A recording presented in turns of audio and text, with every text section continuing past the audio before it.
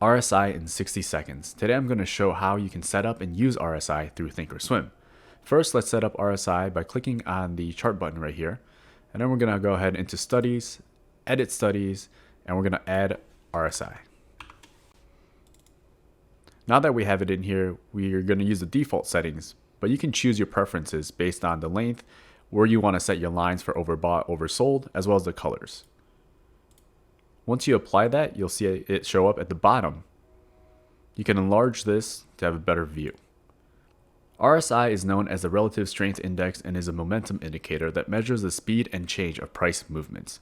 It provides traders with signals about how bearish or bullish the price could be and is one of many tools to help you trade. Generally, you want to be more careful when buying into a stock that has an RSI of over 70. That means that the stock will cool off soon, and on the other side, an RSI of under 30 is probably a good time to start buying. This is RSI in 60 seconds. Stick around to go through more in-depth scenarios on the RSI and how you can use it to trade effectively.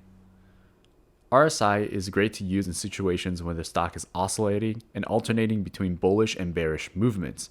If an asset has significant momentum in either direction in that time frame, the RSI provides less value. For example, if a stock just went through a really bad earnings report and it's just generally on a downtrend, you won't really see a lot of good RSI movements through a larger time frame, say the daily. We can use the RSI in all various time frames. For example, if you want to day trade, you could use the RSI on the 1 to 5 minute time scale and be able to see intraday what's happening. Many people also use the RSI to swing trade. This could include finding areas where it's overbought and swinging into areas where it's oversold. Many stocks and tickers can show this pattern, and you can use it as one indicator of where you can buy or sell into. This tool shouldn't be one of the only indicators that you're using, but one of many. It's important to take into consideration how the market is doing overall and always have a plan while you're doing it. First, let's take a look at how you can use RSI to trade long-term and find places where you can optimally purchase stock. This is for traders who are looking to long stock or are looking to acquire stock at a cheap price and hold on to them for a pretty long time. I would recommend setting the time frame to the daily, and from here you can see multiple areas where there is a low or a high. You can even set it to the 4-hour if that's something that you prefer. You'll have a little bit more opportunities there, as it tends to get really hard for a stock to be oversold on the daily. As you can see here for Costco, that did happen here in January. So if you were to purchase Costco at this price point, around $460, $470, you were able to hold it, and today you'll have it at $600. But all throughout the way, you'll see that you'll have a floor of that $470 where you'll always be in the profit. Here's an example using spot where we see multiple oversold alerts, which can be used as points to purchase and then sell.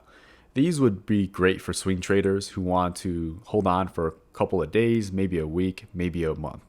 We can purchase a stock here at this price point of 118, and you could swing it and sell it at any of these oversold or overbought positions. And at most points, you'll have a profit. And then you can do it again once you see it when it goes back to oversold and potentially go back to a overbought position. Now on to those who might be looking at stock on the daily and want to trade daily.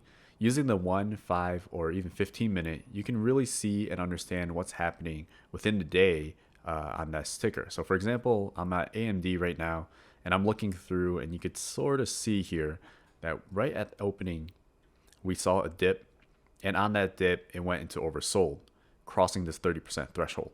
Here would have been a perfect opportunity to purchase some of this and swing it for the day, maybe even a couple days, if you felt like there was enough bullish momentum for the stock.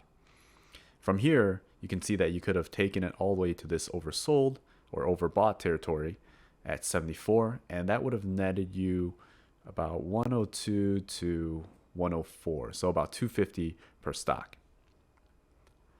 Now that doesn't always happen, so I want you to be careful about using only the RSI indication for going into positions, because as you can see here, on certain days it doesn't always go that way, right? We see here that it was oversold, and if you got in here, you would have still come out on top, but it would have been a pretty rough ride, and you would have been probably much better off seeing or purchasing at this oversold territory.